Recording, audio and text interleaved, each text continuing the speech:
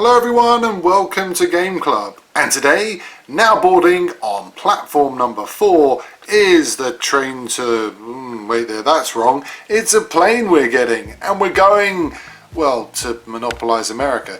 Join us as we play Fowler's game, Now Boarding.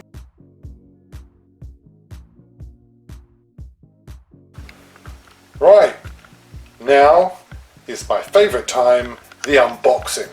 So, let's get it on.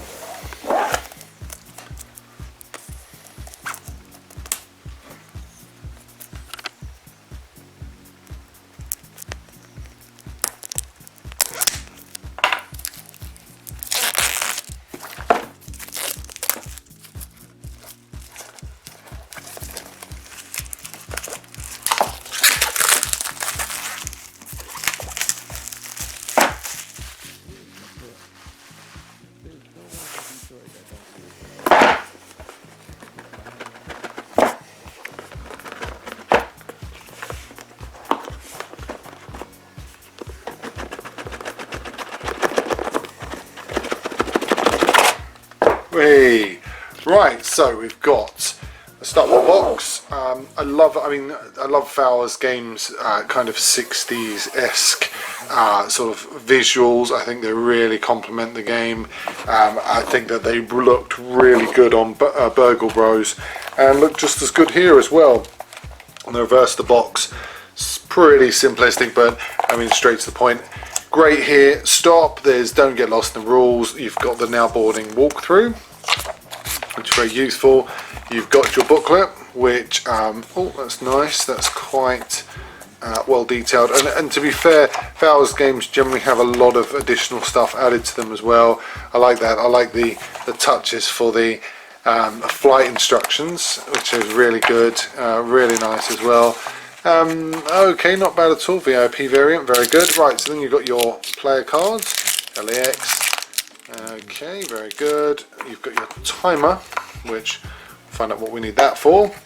You've got little stickers, another trope of the Fowler's games. Then we've got cubes, we've got our board, pre-flight, instructions, more what look like setup instructions, if I can get that out, and just so I can, and there we go. And then we've got our cards underneath as well. Brilliant. So we'll get this all ready, and then we're going to go and play and then review Now Boarding. So we're ready to go with Now Boarding. I think it's probably best to run through the setup and then kind of discuss the gameplay briefly, because obviously, as you know, we like to kind of only flesh it out a little bit. But basically what you've got here is you've got a game which is effectively a pick up and deliver game, as it's sort of suggested, and then a timed sort of round play. What happens is the board, this is obviously 2 to 3 player board. There is also on the reverse a 4 player and more board. You have, I think the most is 5 players you can have on here.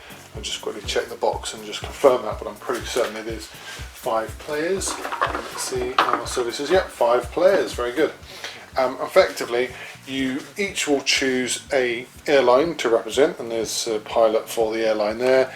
You then take your tail as well, and then you build your ship, and these are for passengers, and these are engines which tell you how far you can move. And obviously, as you can see here, there's 3, and then there's 1 and 2, and I'll explain why that's there in just a second.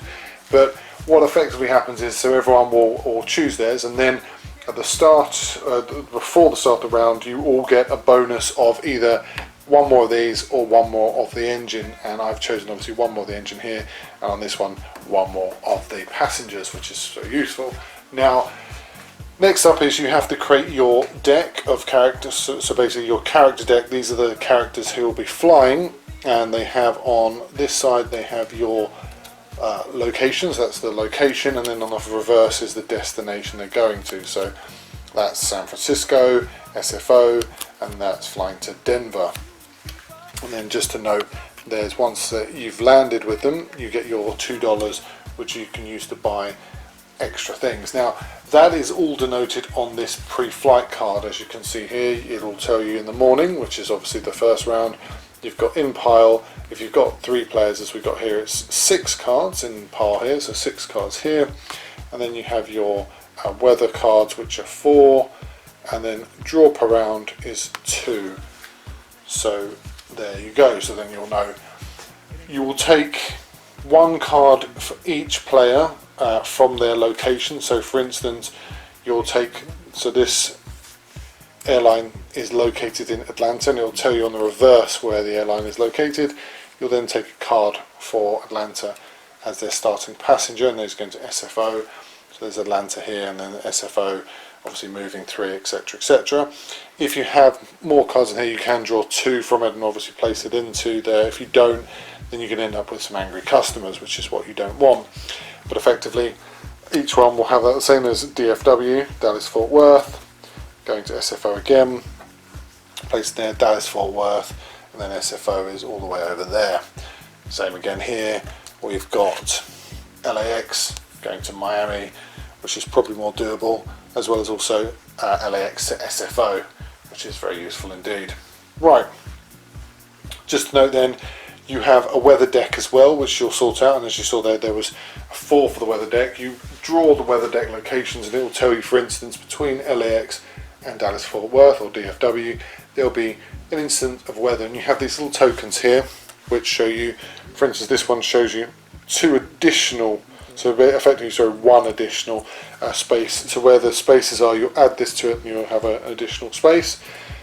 And on, and helpfully on the back it tells you it's a weather token, but on some of them you have this, which is almost like a gust of wind, which pitches up speed and effectively removes one of the movement tokens, which is very useful. So how does a round work? So start of a round, you take one of these, turn it over, effectively your egg timer, then everyone literally starts moving. Everyone does their 3, or as you can see here, 4, to move and deliver their passengers. That's what you're trying to do. You're trying to literally get your passengers delivered, that way then giving everyone a chance to get home and also to give you money. Just a note, you have to flip this over for the upgrade once you're ready to go, because that will show you how much having additional seats costs, additional speed costs, so by going up speed, and additional routes, which I'll just mention in just a second. So once you've done your first round, obviously if you've delivered people, you'll get the money for that, and then you can use it to buy those. The routes, what the routes do is they're very useful. Just drop that, I'll just pick that up quickly. Apologies. Oh, there we go. So effectively what that does is that opens up where before you have, if you see here on this, you can see that this particular airline, which is actually this airline here is represented, they are the only people that can fly that route, and there's also another route which runs from LAX to Denver, which can be slightly tricky because what effectively you're trying to do in the game is you're trying to shift people around to get them to their locations. You work cooperatively, so sometimes you could deliver them to one location and then someone else picks them up and takes them to another location.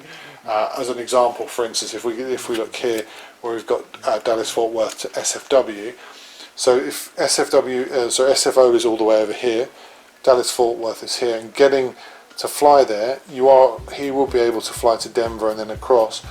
But if he was Atlanta, say, it would be slightly more difficult. So what he could do is go to Dallas Fort Worth, deliver them there, and then this player can take it off to there. And because you're able to move basically at free will, you can move, you can discuss and plot and plan on how people can be delivered, and then basically, you know, maximize your money return, because what you're trying to avoid is these are irate customer coins. So every time your round ends and someone isn't where they should be, you get one of those. Once you get 4 of those, they go into a pile, and that pile, interestingly enough, if you look in here, what you've got is you've got a complaint pile, which I think perfectly frames it. It is literally the complaint pile of complaint piles, because if you get 4 people complaining, the game's over.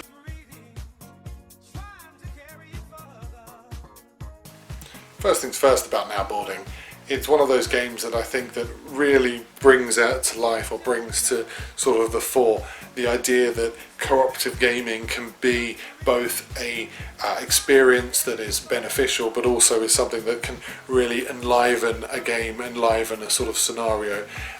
The game is, if not more than anything else, is a very well thought out but kind of simplified version of say for instance games like Pan Am, which we will be covering soon enough, or even less so games like Ticket to Ride, because it's about resource management, it's about placement, and it's also about the idea of this delivery, this time delivery.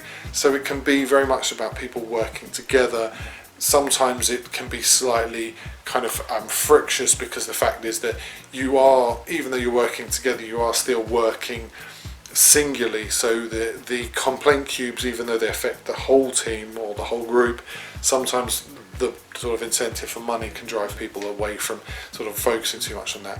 However, that said, Tim Fowers always gives us an experience game, always gives us great content, always gives us great components, always gives us at least a game that is workable, and if not workable, at least a game that is well produced, well plotted, and well paid off. Because the setup is good, the payoff is pretty good. I think it's a good enough game that it will work for a group of people who are looking for something that's a little bit more engaging. Sometimes the timing element can be slightly difficult, because if you've got 5 people, there can be a lot of sort of shouting and screaming and moving very quickly, and it can become slightly fractious. And the problem is with that is that then when you're playing, you get distracted and you end up finding that people fail to deliver their passengers solely because there's just been no way of communicating it sort of coherently. But with 3 players, and that's what I set up with 3 players, we found it works really well. It's good enough that you can effectively go 1, 2, 3, or even 2, 3, 1, or 3, 1, 2, whatever. And you can get to a place where you go, okay, if we do this, we can deliver people and we can really maximise the return. Later rounds become slightly more difficult, but actually that's quite refreshing. I quite enjoyed that, and I think that everyone else who played it did as well. The other thing about it is that the artwork, which I think Tom Vessel was really sort of complimentary of, was just stunning. But the thing is that the playing components themselves can be, I found at least, when you're putting them out, sometimes people knock them and they kind of go scattering to places. But that's just probably people being clumsy and just me being a bit sort of pernickety, because overall the game is brilliant, and I would certainly recommend that, since I know now I think it's on sale, to definitely sort of snap it up when you can, because Tim Fowers games are, as I said, always worth having, and this is no exception. That was Now Boarding. I'm Simon and this is Game Club, and thank you for watching.